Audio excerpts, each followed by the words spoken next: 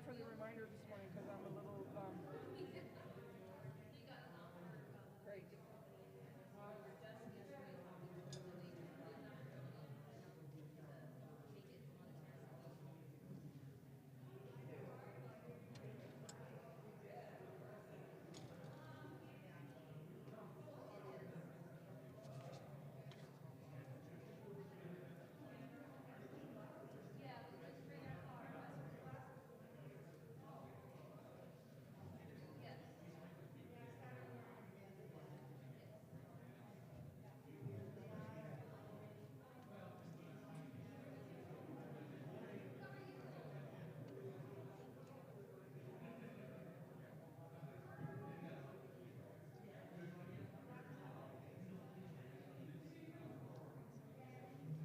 So when we're gonna do choir?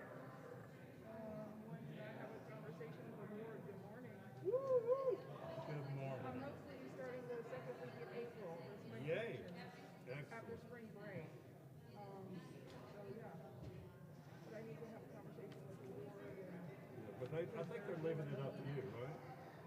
I don't want it to be up to me. Oh, I'm an employee. I don't feel comfortable making that call. fair. He was just saying that maybe second week in April after a conversation with the board. We will be matched though. Yeah, with the singing masks. Yeah, and so the week after spring break. I'm ready. I'm ready. Yay! So we'll get a bunch of new people hopefully too, and get them interested and go from there. Yeah. I've never seen such a party. So you're busy. I'll leave you alone. Oh, this is my page turner. Oh, I love that. So hard otherwise. Good to see you. How have you been? I have been well, living the dream. Awesome. Yay. You know, tighten up finances a little bit, but that's about it. But I figured out a way to make it work.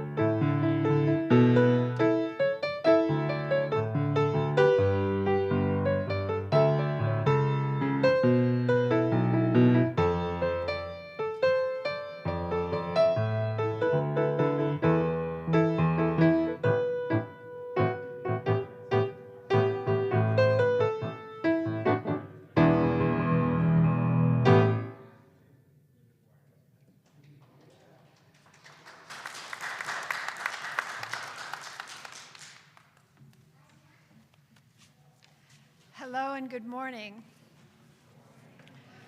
I might just stay in the pulpit all morning because I don't have to wear my mask. I am Shelley Negrani. I'm a member of this congregation and I'm honored to serve as your worship associate today. Together with our minister, the Reverend Dave Dunn, our music director, Alex Peach, the tech team who makes it possible for people to watch this service via live stream, and all of the individuals who are participating in today's service, I welcome you to Unitarian Universalist Metro Atlanta North, which we lovingly call UUMAN. At UUMAN, we offer no creed or dogma. Many of us come here because here we have the opportunity to engage in an open-minded and compassionate search for truth and for meaning, being mindful of the love we hold for one another and for the world in which we live. If you are visiting with us for the first time, welcome. If you're comfortable doing so, would you mind standing and letting us know your name and where you are from? And when you do this, you can take your mask off so that we'll hear you. Do we have any visitors to my left? Hi, good morning. I'm Kevin McCulloch. My phone to Johns Creek to look after my parents. Welcome.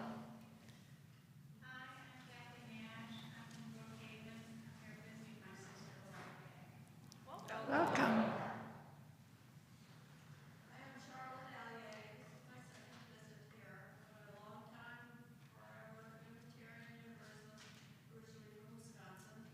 This is my husband. Fred Allier. Same place. Welcome. Are there... I'm Judy Austin, and I'm from the church in Leasy Church there. Oh, welcome. Yes. Yes, many of us come here to listen to Alex, actually. Any visitors on my right?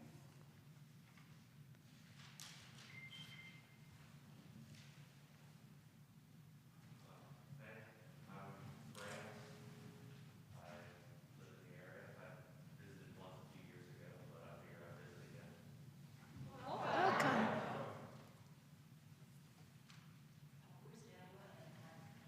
This is my second visit once first. We're longtime unions from Birmingham. Recently moved here. Welcome. Thank you.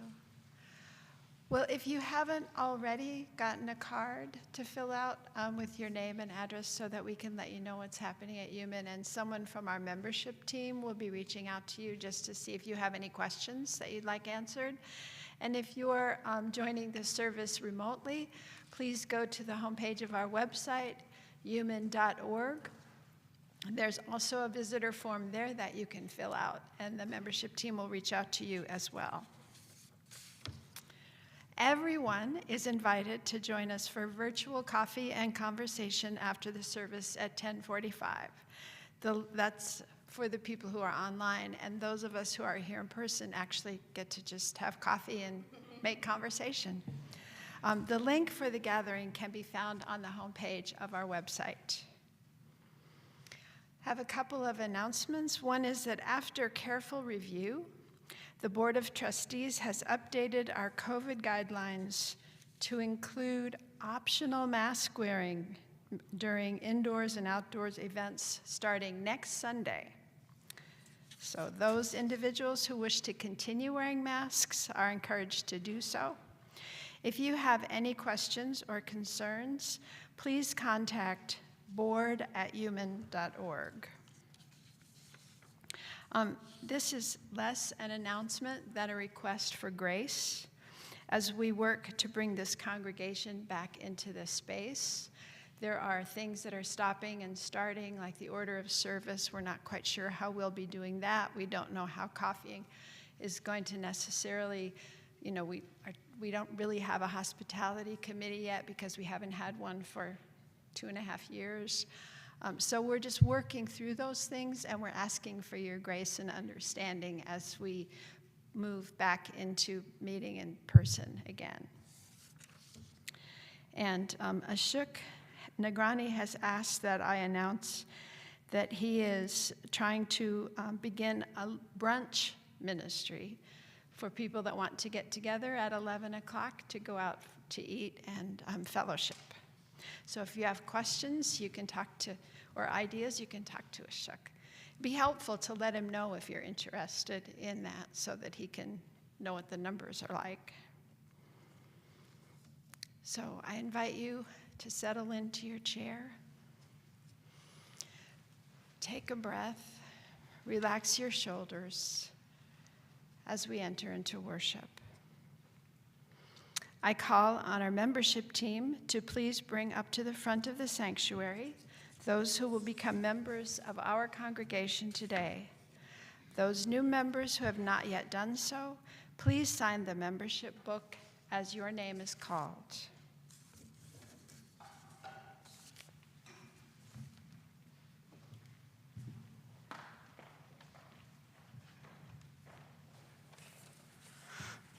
Lexi Brown.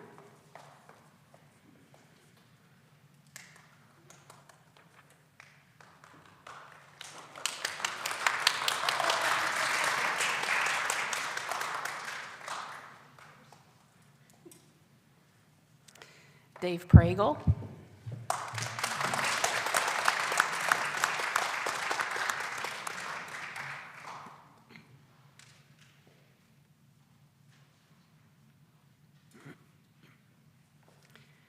David Krober.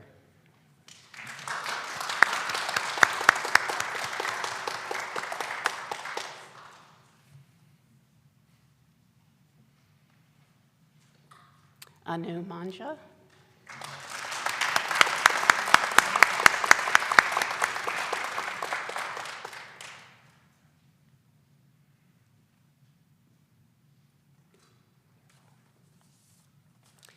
Here in this church, we together seek a higher purpose and deeper life than we could find alone. We are grateful today for each one of you, that you have found your way here, and that you've decided to make a commitment of time, talent, and treasure to this faith community. We hope that as members of this church, you will allow yourselves to know and to be known, to minister to and to be ministered unto, to love and to be loved by this congregation. New members, will you accept our gifts of fellowship, discovery, and service? We will.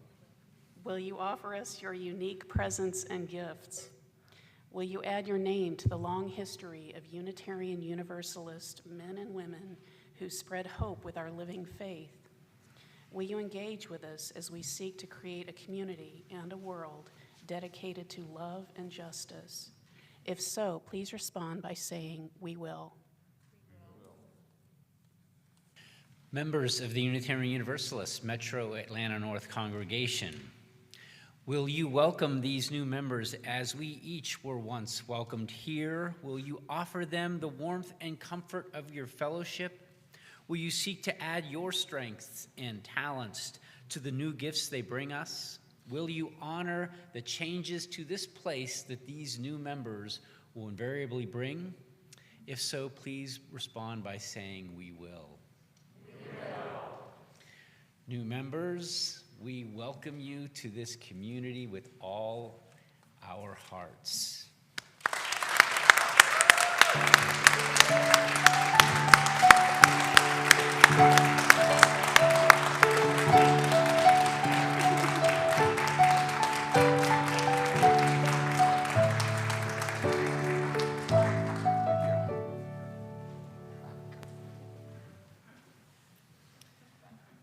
Handshake from the president of the congregation.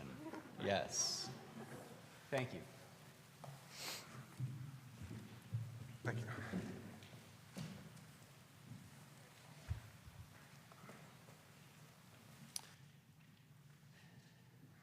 This morning's call to worship was written by Reverend John Saxton. Listen. Can you hear it? The Spirit is calling. It calls us in the silence and through the noise and busyness of our daily lives. It calls us in the brightness of the day and darkness of the night, in times of hope and despair. Listen, can you hear it? The Spirit is calling. It doesn't matter what you call it, for it has no name and it has many different names. And it's a calling to you and to me. And it's calling us to greater wholeness, greater connection, greater service, greater love. And it's calling us to hear the brokenness within ourselves and in others and in the world. Listen, can you hear it? The Spirit is calling. It's calling us to live more deeply. It's calling us to beauty. It's calling us to live through life's pain and sorrow. It's calling us to live courageously and kindly, to speak our truth and love, and to bend the moral arc of the universe towards justice. It's calling us into community. It's calling us into the greater life of all. Listen, can you hear it? The Spirit is calling. And now, let us light our chalice together.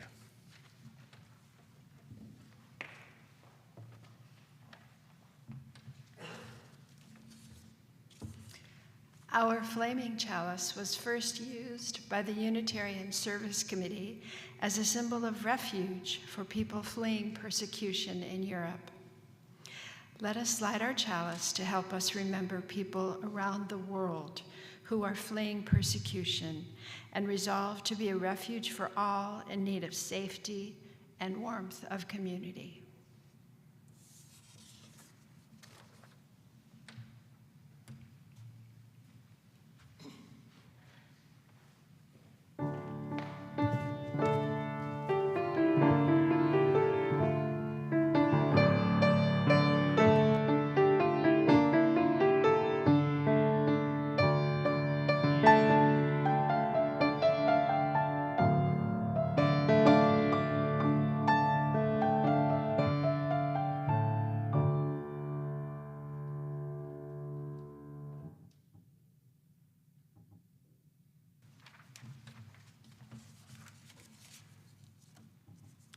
Now is the time in the service when the love that binds us together is spoken aloud. If you have a joy or a sorrow that you would like to share with the congregation so that we may hold you in our hearts and grieve with you or celebrate with you, please come forward and speak your name into this microphone and share your joy or sorrow and drop a pebble into the water.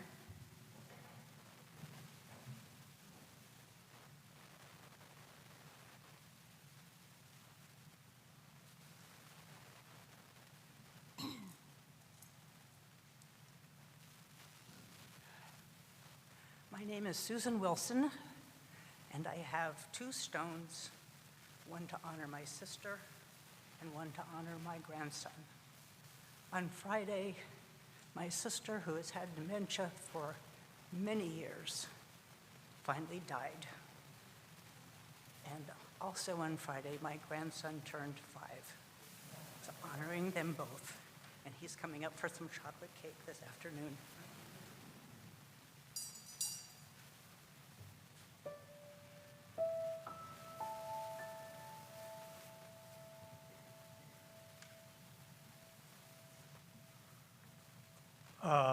Early Saturday morning, our sweet, sweet Veronica was 14 years old. She passed away.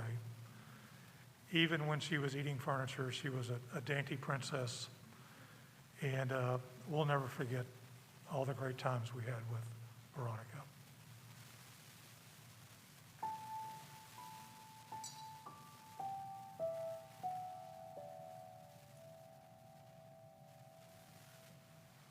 Hi, my name is Jennifer Ratcliffe. I chose a shiny pebble because I'm so proud of Lexi today.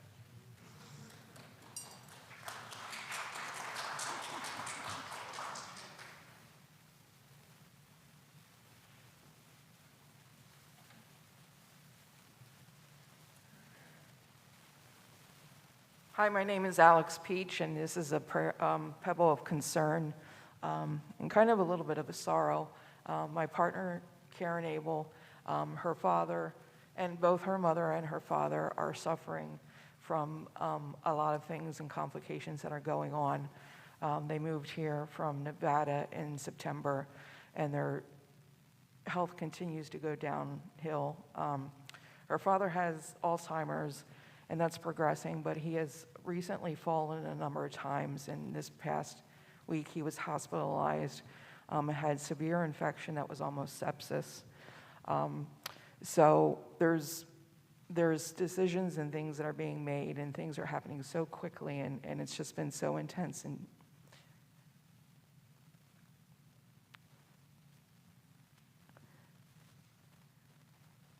Dad is, we've chosen not to put him on a feeding tube. And we just know that he's going to fall.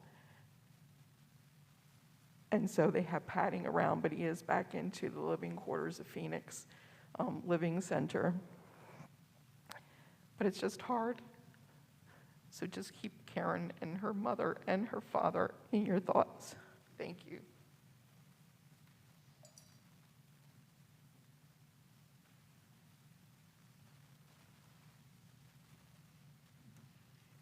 I will drop a final pebble for those joys and sorrows that remain unspoken. Let us hold one another in our hearts until we are together again.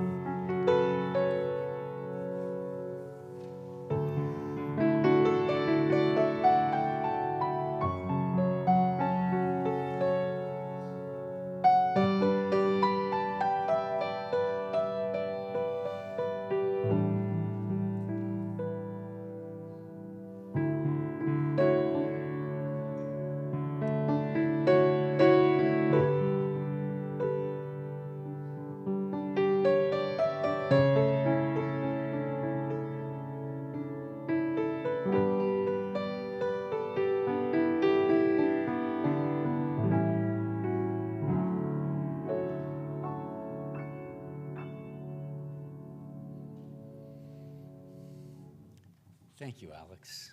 You are a gift to so many of us. And now we will have, Randy will come forward and he will give a stewardship announcement. Maybe our final one? Maybe. We'll see. We'll see. Good morning. It is. This is the last time you will see me in this pulpit talking about stewardship.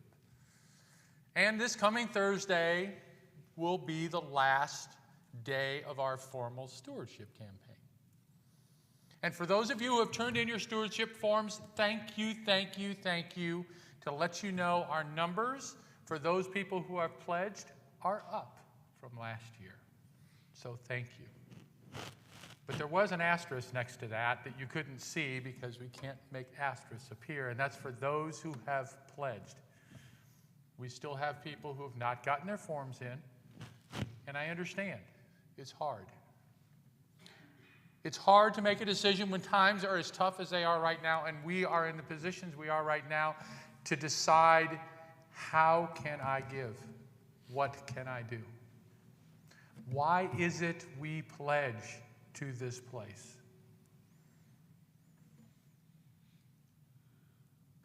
You know, if you look at some of our ads from some of the people that we deal with, you know, or we see on TV, last month was Pledge Month on public television, and they're up there. And sometimes they'll hold up a cup like this and say, is this worth one less cup of coffee a week? No. You get this cup of coffee or your gym membership or your Netflix membership because it feeds you on a certain level. And it's something you need to do. I'm not going to ask you, or this church is not going to ask you to give up your cup of coffee or to give up your Netflix or your Peloton membership. We're not going to do it. And even those who are members of Wine of the Month Club, we're not going to do it. What I am going to do, though, is I want you to think of why we pledge. Why do we pledge to keep these doors open? Today, it hit me between the eyes. I think back 20 years with a precocious 5-year-old who couldn't sit still and ran up and down this church, was loud, would throw temper tantrums, all of those things, and today she signed that book because I pledged to this church. It's still here because I pledged. And I didn't do it for Lexi, and I didn't do it for Jennifer, and I didn't do it for Paul, and I didn't do it for the people out there who are watching us on YouTube. I did it for me. I did it because I need this place. I need to know that I can come here on Sunday morning and look out at this congregation, at the people I love, and know that they are here for me. And now I can look out on the camera to the people who can't make it here, to the people I love, and know that you are here. We pledge because we need each other. This building, it's beautiful. And I thank Bev every day for helping us make this happen. But the building doesn't matter. Look to your left, and look to your right, and look across the room, and if the cameras can maybe pan across and look at the people who are out here, and if not, I get it, you have to set things up. This is why we pledge. It's not so, yes, it's so a place you can have a seat here at the table at UUMAN, but it's so I can see your faces. It's selfish. I pledge so I know that I get to see you next week. And maybe, just maybe, in 20 more years, Ever and Reese will be signing that book. Or Lexi will be coming up here dedicating children. Who knows? No pressure, Hayden. There's no pressure. The fact is, it's about us. It's about who we are and about who we can be. So today, during coffee hour, I'll be standing out there waving pledge forms for those people who haven't done them yet. And this week, every day, you're going to get an email from me reminding you that Thursday is the last day of the pledge of our stewardship campaign. But I invite you to pledge not for Lexi, and not for Reese, and not for Alex, and not for Dave, but for you. Pledge for you. Thank you for honoring me with this job of being your stewardship chair this year. Thank you for UUMAN. Amen.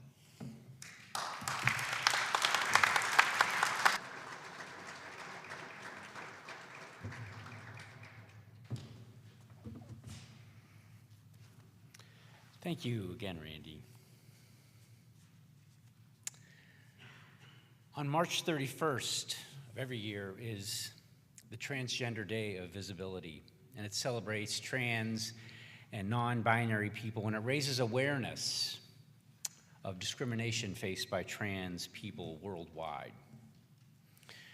This morning, I'll call on some of the members of our second hour Transgender Inclusions in Congregations class to lead us in the reading of a litany to honor this day.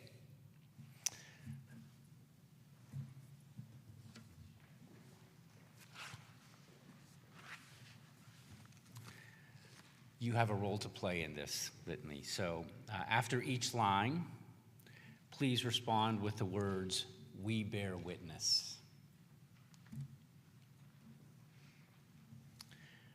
This was written by Amy Brooks. We people gathered here today on the quest for truth and meaning bear witness. We bear witness. To record of human lives extinguished simply because they dared to live authentically. We bear witness. To the lives of reported deaths of 375 transgender people globally in 2021. We bear witness. To the lives and reported deaths of 53 transgender people in these United States so far this year, we give witness. To the reported ones, uncounted ones, the unnamed many, whose lives and deaths will only ever be known by the universe. We bear witness.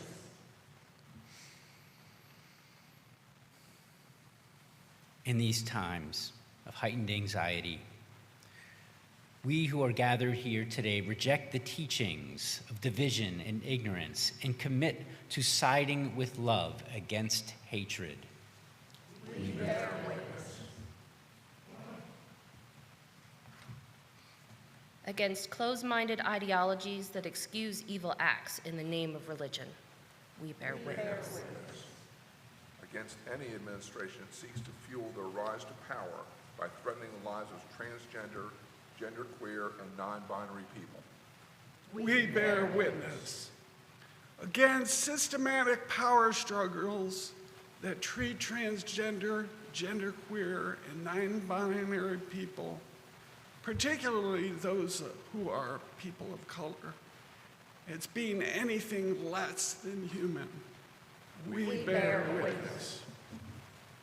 On this day, we who are queer folk and allies, gathered together, uphold the first principle that speaks of the inherent worth and dignity of every person. We bear witness. For those transgender, genderqueer, and non-binary people who are gathered among us today. We bear witness. For those who are allied to the cause of protecting our transgender, genderqueer, and non-binary siblings. We bear witness. For those who exist boldly, unapologetically in public space as fully authentic, transgender, genderqueer, and non-binary people, we bear witness. Sacred, transgender, genderqueer, and non-binary lives do not go unnoticed by us. We bear witness.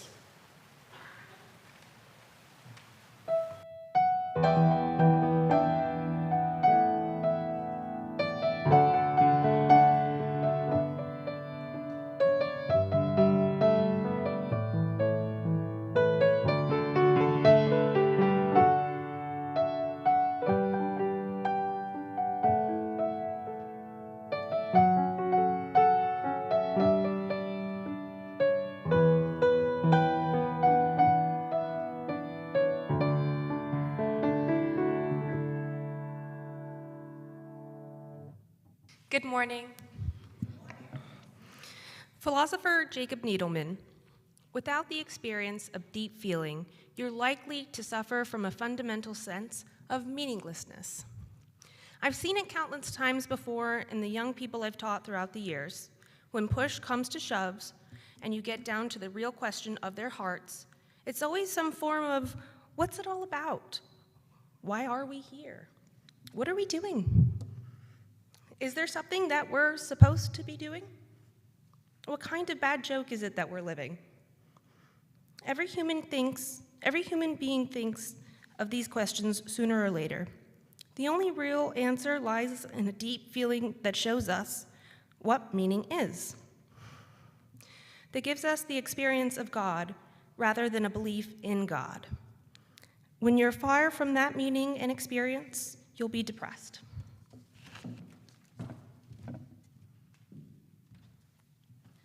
From singer Margaret Young, often people attempt to live their lives backwards. They try to have more things or more money in order to do more of what they want so that they will be happier. The way it actually works is the reverse. You must first be who you really are, then do what you need to do in order to have what you want.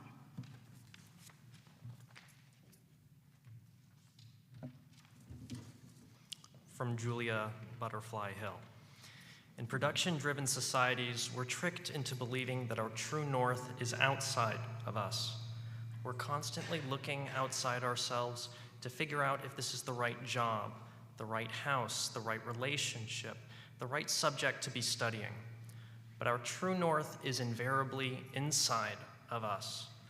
When we know what it is, then instead of comparing ourselves with the outside world, we can ask, is this in alignment with my true purpose or not? Suddenly, decisions that used to take days or weeks or months can be made in moments.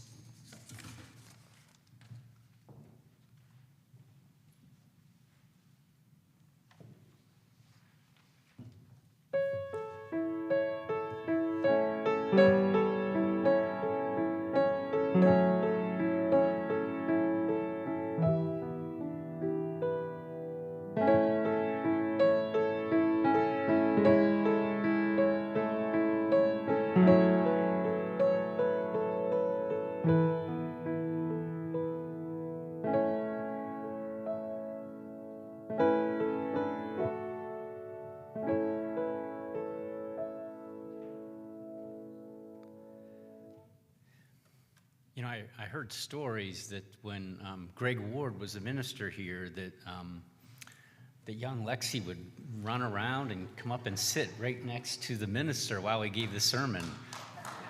And here she is doing just that. I just thought of that now, actually. Okay. Let's play a game. It's a metaphorical game. It's not real. It's not to be taken literally. But in this pretend game, we have a game show host for the game. Let's just, for fun, call the game show host Divine Creator. And her purpose for humanity is to create a calling, a ministry for each and every person. That each and every person has a calling and a ministry of their own. And in this game, if we can sense this calling, if we can recognize it, and most importantly, act upon it, we can act as an enlightened humanity of sorts. And we would win this game if we all act upon this calling. We'd realize heaven on earth, nirvana, paradise, Garden of Eden, a perfect world of love and justice, beloved community. In this game, our perfection, our enlightened humanity is inherent in our nature. But it's up to us to recognize and act upon it. So how do we do this? First, a story. Prior to becoming a UU minister, I was very active in my UU church, in my home congregation in Pennsylvania. I taught just about every level of religious education. I taught OWL multiple times. I was a youth group coordinator, the teenagers, for 6 years. I became chair of the Ohio Meadville District Summer Institute, which is like a northern version of SUSE, UU Summer Camp. And then that was in 2005. And in 2009, I became the youth group coordinator of that summer camp. That is a much harder position than running the camp itself, being the teen coordinator. I was involved in an interfaith social justice work for many years from the Pittsburgh Interfaith Impact Network. I served on my church's search committee. I did a lot of stuff. But then in 2010, I stopped. I stopped doing anything UU. I went to church and I paid my pledge, but I didn't do anything else. I wasn't following any plan or direction. Unknowingly and accidentally,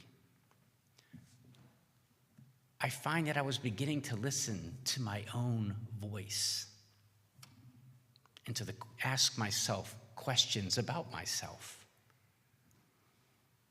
And I began to sense not what I would call a calling, but what I would call a gnawing inside of myself.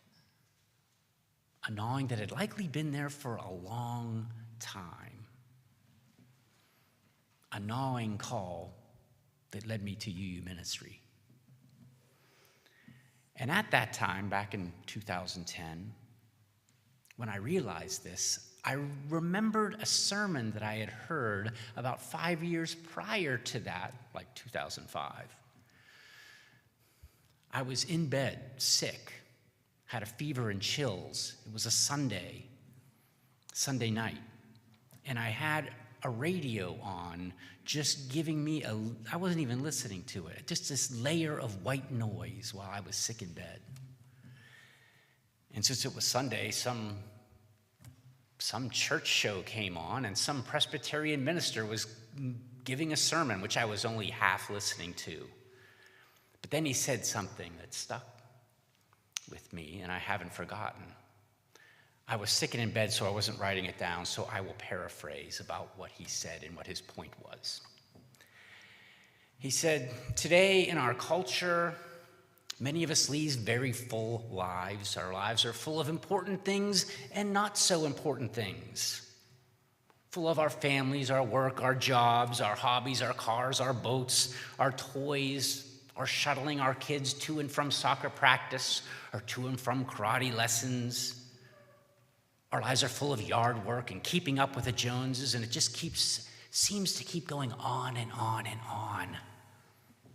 Yet despite all this, despite how full our lives are, we feel empty inside. And this is everywhere. This emptiness is everywhere. We take and we take and take in an effort to fill and fill and fill, yet at our core, we still feel empty." He continued, "Well, there's a cure for this.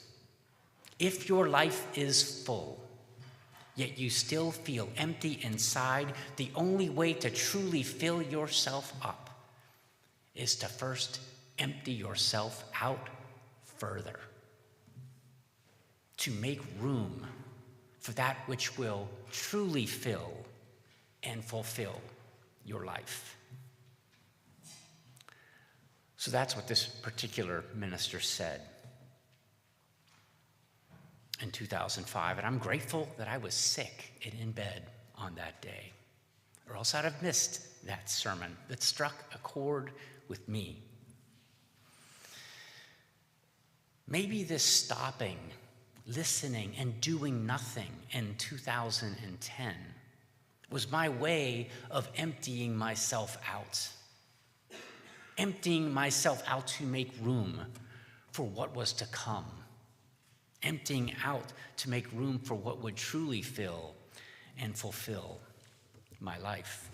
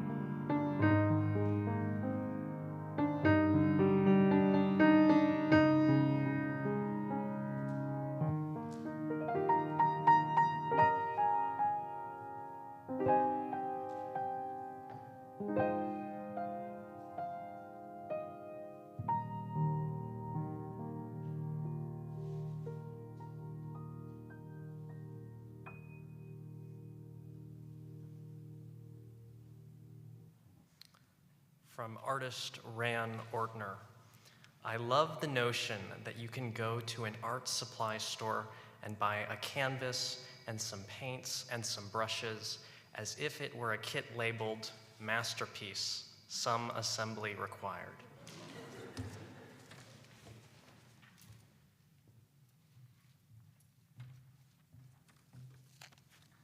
From writer Julia Cameron, in filling the well, think magic, think delight, think fun. Do not think duty. Do what intrigues you, explore what interests you. Think mystery, not mastery.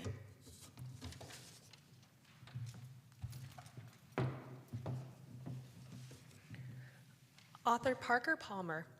Discovering vocation does not mean scrambling towards some prize just beyond my reach, but accepting the treasure of my true self that I already possess. Vocation does not come from a voice out there. It comes from somewhere. It comes from something. It is not.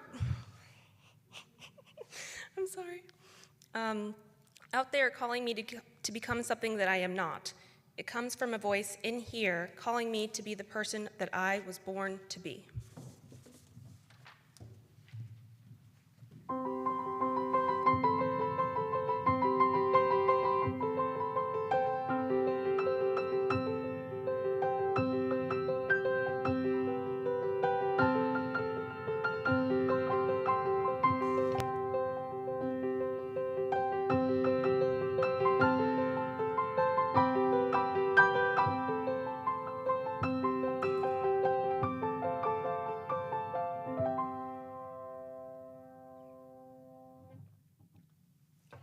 I'm sure that my path is not the only one to follow. I'm sure that there are many paths that can enable one to find the key that unlocks your true inherent spirit, your true calling. But back to our metaphorical game, the game where we have this inherent calling, this inherent ministry of sorts. We obviously haven't won this game. Our fear, lack of awareness, insecurities inhibit us from encountering our questions, encountering our calling. We miss it or deny it. And in our confusion, we become prone to war, violence, greed, abuse, etc., suffering. Yet I've come to believe in this game. And to me, it's heartbreaking, knowing that there's this magnificent, beautiful, beloved potential in each and every one of us that never gets fully realized. But it's not too late. It's not too late for any of us, regardless of age, ability, whatever. Not important. It is never too late to start to truly listen to your own inner voice right now. I believe the world needs us. Every one of us in this room and those online. That's part of my faith. That the world needs Unitarian Universalists. I wish there were more of us, because the world needs what Unitarian Universalists and Unitarian Universalism has to offer. That's part of my faith. This morning we're listening to voices, many voices beckoning us to become our true selves. And at times, though, listening to others can be addicting. At times, listening to others can be the end in and of itself. Many of us keep searching and listening. Sometimes this searching and listening usually is outside of ourselves, in books, in classes, in sermons. And it goes on, endlessly repeating itself. Maybe this listening to those outside of oneself brings courage and strength, maybe. Maybe this casts but a flicker of light in our darkness. But hopefully, if you're lucky, you'll be able to stop searching and listening, outside yourself, that is, and begin listening to the sound of your own voice, your own spirit.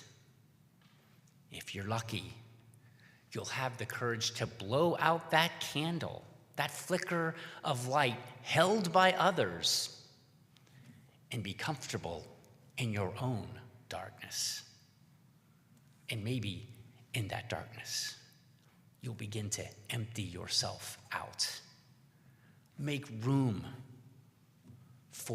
to listen to your true voice. And maybe you'll begin to feel the pull of gravity, the undertow of your soul pulling you back into yourself, into your inherent worth and dignity, pulling you back, revealing your true singular calling. May it help you to assemble your masterpiece, to fall in love with your life. And may you be swept away towards your true calling, towards the person you were born to be.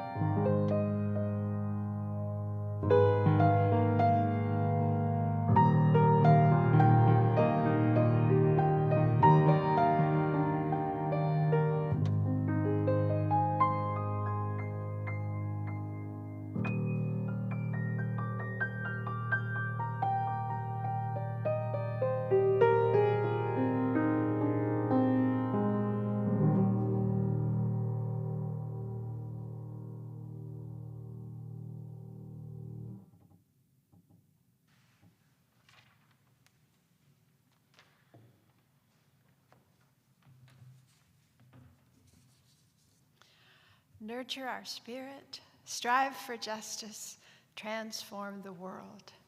This is our mission, and we fulfill this mission with our commitment of time, energy, talent, and resources. Individually and together, we are Unitarian Universalists, building a world filled with peace and justice, love and joy. The offering will now be received either by the passing of the basket or using the Givelify app on your phone.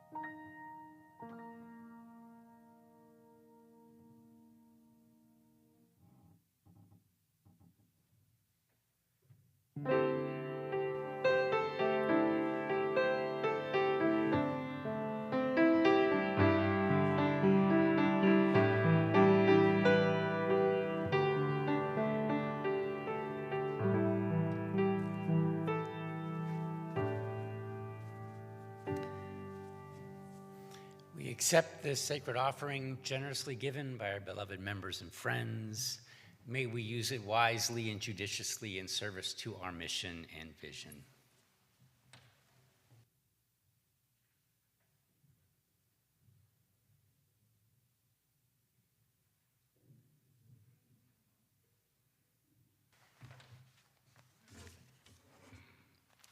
We extinguish, oh, you can join with me. We all know this now, right? We extinguish this flame, but not the light of truth, the warmth of community, or the fire of commitment. These we carry in our hearts until we are together again.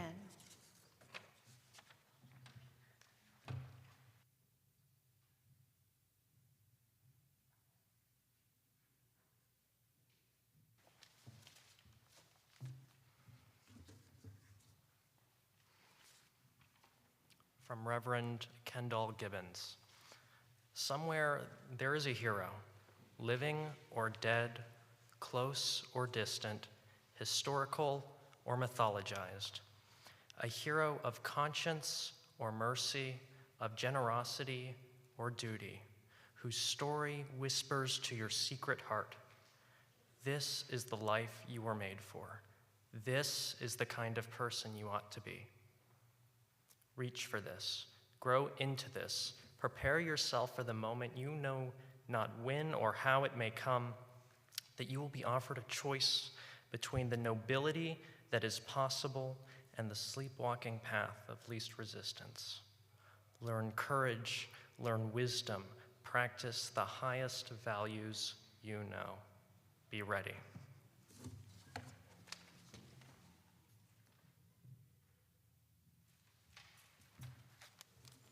From artist Ran Ortner. When you ask art collectors what they're really looking for, they say they want to fall in love, they want to feel. But the academics are leery of feeling, and they make the rules, so the contemporary art world is cerebral and favors conceptual approaches. I don't oppose the emphasis on intellect and on concept. In fact, I like it very much. But I do feel the passions are underrepresented. Humans are deeply emotional beings. We don't rationalize our way into love. We fall. We don't rationalize our way into the richest experiences. We get swept away.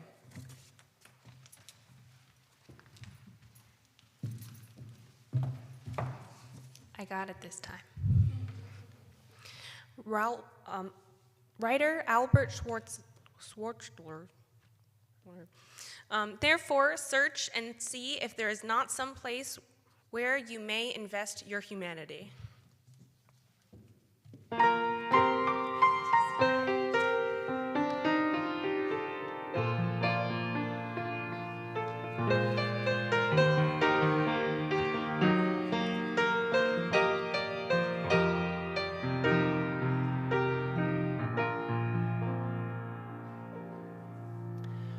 Close with the words of the Reverend Michelle Buhite, who says, "With each day it is sinking in a bit more that this blessed life is mine. Go in peace and enjoy your week."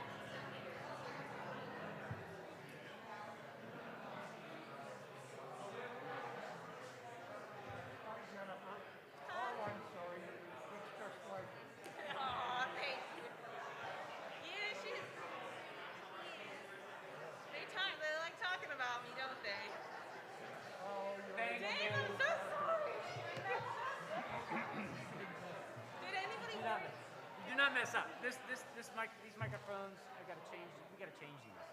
Because there's just too much visibility. You try to put some emphasis on something and it backfires. And then I lost my space. But I don't know if anybody warned you beforehand that I am very dyslexic. I gave it my best. Oh, hey. It was great. fun. It was great. It was great, and I'm so glad